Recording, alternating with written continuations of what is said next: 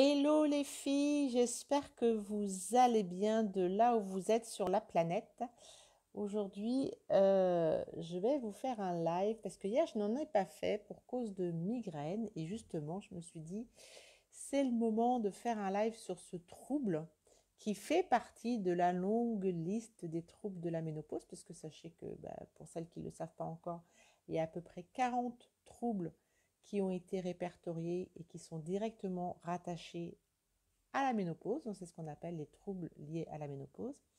Et c'est vrai que les migraines font partie des troubles et souvent, surtout si on n'est pas migraineuse avant la ménopause, ça peut être un peu déstabilisant parce qu'on se dit mais comment se fait-il que j'ai aussi souvent mal à la tête et que je n'étais pas comme ça avant et là maintenant, je dirais pas pour un oui, pour un non, mais quand même beaucoup plus fréquemment qu'avant, je vais avoir des migraines. Est-ce que ça va s'arrêter?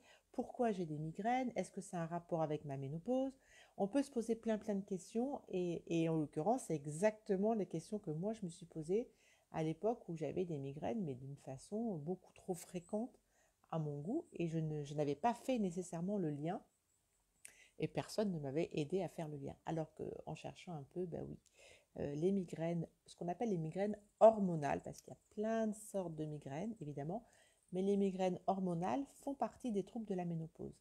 D'ailleurs, pourquoi on appelle ça des migraines hormonales? Parce qu'on a très bien identifié l'origine de ces problèmes hormonaux. Ce sont les fluctuations hormonales. Alors sans rentrer trop dans l'anatomie, la physiologie et la biochimie, je pense que c'est pas utile. Mais en tout cas, c'est pas vraiment le taux d'œstrogène qui rentre en ligne de compte, mais c'est la fluctuation du taux d'œstrogène. Et on sait très bien que dans la vie d'une femme, il y a plusieurs moments de sa vie où il va y avoir ces variations d'œstrogène et c'est pour ça qu'on va retrouver des migraines hormonales au moment des règles, pendant la grossesse, euh, la ménopause bien sûr, et puis aussi chez certaines femmes qui prennent des pilules contraceptives, parce que là il y a des hormones qui sont apportées et chez certaines, elles ne peuvent pas la supporter parce que ça leur donne des migraines. Donc, d'une façon générale, oui, la femme est exposée, on va dire, à plusieurs reprises au cours de sa vie à souffrir de ces migraines hormonales. Mais de toutes les façons, quand on fait les statistiques, une femme est 3 fois plus sujette aux migraines que les hommes. Donc, de toutes les façons, il y a forcément une explication qui vient du côté de nos hormones. Donc, elles sont plus fréquentes et plus intenses à la ménopause, ça c'est clair. Moi, j'en ai fait l'expérience et je ne suis pas la seule parce que les remontées de terrain me confirment la même chose. Euh, maintenant que vous savez que c'est lié à vos hormones, je trouve que c'est déjà la première chose à faire parce que au moins on est au courant que ça vient de là. Donc, c'est pas quelque chose qui va durer. Encore une fois, comme je vous l'ai dit, c'est lié à des fluctuations hormonales. Une fois que la ménopause est en place, qu'il n'y a plus ces fluctuations hormonales, vous allez voir, ces épisodes de migraine hormonale, forcément, vont disparaître, vont s'atténuer jusqu'à disparaître, puisqu'ils ne sont plus déclenchés par les fluctuations hormonales. Maintenant, il y a d'autres déclencheurs, hein. C'est clair que le stress en lui-même est le principal déclencheur. Vous avez une émotion forte, vous avez eu une altercation, vous avez des soucis qui reviennent récurrents, hop, ça vous, d'une certaine façon, quelque chose qui vous prend la tête, plus facilement à la ménopause, ça peut se traduire par une migraine. Alors, comment on peut traiter ça? Alors, bien sûr, il y a la batterie thérapeutique, hein, médicamenteuse. C'est complètement envisageable de prendre des médicaments et il en existe plein. Ça, bien sûr, il faut voir avec votre médecin. Petit bémol toutefois, une femme ménopausée, c'est une femme qui doit se surveiller sur le plan cardiovasculaire parce qu'elle n'a plus la même protection qu'avant. Et une des familles qui est usuellement prescrits dans les migraines ce sont les triptans.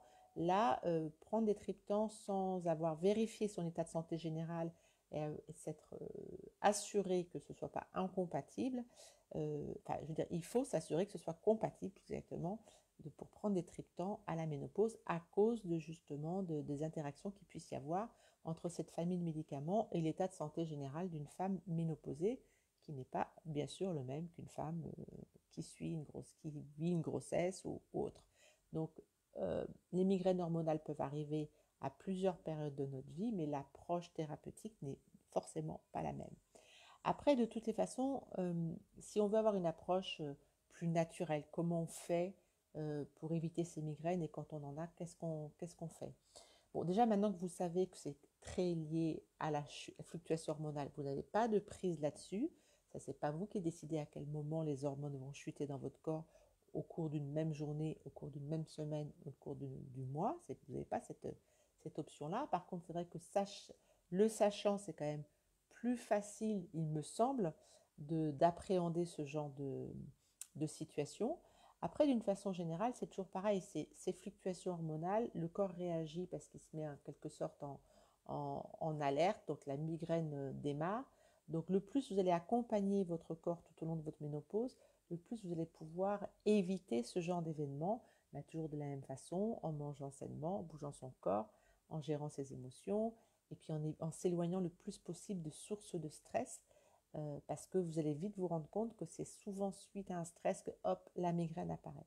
Donc le mieux, c'est tenir éloigné, s'éloigner de toute source de stress et d'accepter le fait que oui, euh, cette migraine fait partie de la liste des choses, que c'est transitoire, que vous avez quand même une petite action dessus. Les médicaments, c'est pas du tout exclu, pas tous les médicaments, mais la majorité des médicaments, vous pouvez le prendre. Et le mieux, c'est de prendre conscience que comme le stress est un déclencheur de migraine hormonale, parce que s'il y a du stress, vous fabriquez du cortisol, et s'il y a du cortisol, eh bien forcément, il y a tout un tas de mécanismes qui se mettent en route, et notamment, ça se place au niveau de la tête, et là, la migraine, ça peut être c'est très, très inconfortable.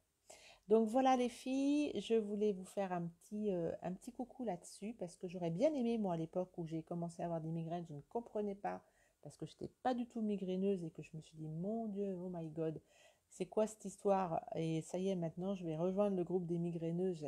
C'est bon, j'ai déjà eu assez de trucs, j'ai pas envie de me rajouter ça dans mon panier. Et en fait, non, c'est vraiment transitoire et j'aurais aimé le savoir. Donc, ma contribution aujourd'hui, c'est vous parler des migraines hormonales. Donc, et n'oubliez pas les filles, honorez-vous tous les jours pour que le monde autour de vous vous honore en retour. Et je vous fais des bisous et je vous dis à demain pour la prochaine vidéo. Bye bye les filles.